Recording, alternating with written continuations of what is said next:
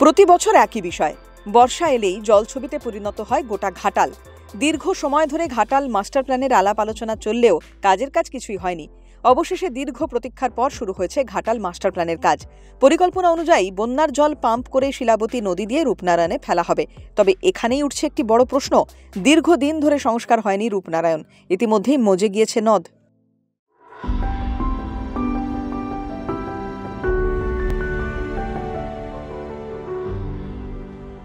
তৈরি হয়েছে একাধিক চর।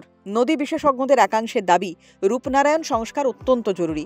এই সংস্কার না করে ঘাটাল মাস্টার প্ল্যান বাস্তবায়িত করলে পূর্ব মেদিনীপুর ও হাওড়ার বিস্তীর্ণ এলাকায় ভাঙন বাড়ার আশঙ্কা রয়েছে। উঠেছে রূপনারায়ণ ড্রেজিংয়ের দাবি। সেই দাবি মেনে নদ সংস্কারে উদ্যোগী হল রাজ্য সেচ দপ্তর। ড্রেজিং হবে নো কস্ট পদ্ধতিতে। কি সেই পদ্ধতি? নদের বালি তুলে বিক্রি করবে ঠিকাদার সংস্থা। বালি বিক্রি টাকার একাংশ রাজস্ব হিসেবে আদায় করবে সরকার। কেন্দ্রীয় কোনো বরাদ্দ মেলেনি। রাজ্য নিজের টাকায় মাস্টার প্ল্যানের কাজ শুরু করেছে। কাজের প্রথম ধাপ হিসেবে ঘাটালে 2টি পাম্প হাউস গড়ে তোলা হবে।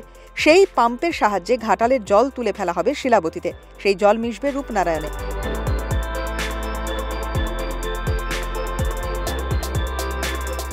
অন্যদিকে শিলাবতী থেকে নতুন খাল কেটে চন্দ্রেশ্বর খালের সঙ্গে যুক্ত হবে।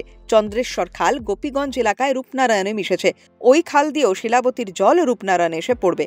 হুগলির বন্দর এলাকা থেকে কোলাঘাটের দেনান পর্যন্ত রূপনারায়ণের 38.5 কিলোমিটার অংশ ড্রেজিং করা হবে।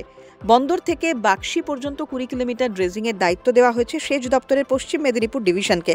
আর বাক্সি থেকে দেনান পর্যন্ত ড্রেজিং করবে পূর্ব মেদিনীপুর সেচ দপ্তর। এই ড্রেজিং পদ্ধতি সম্পূর্ণ হলে রূপনারায়ণ তার যৌবন ফিরে পাবে এবং বর্ষায় বন্যার হাত থেকে বাঁচবে ঘাটালের বিস্তীর্ণ অঞ্চল।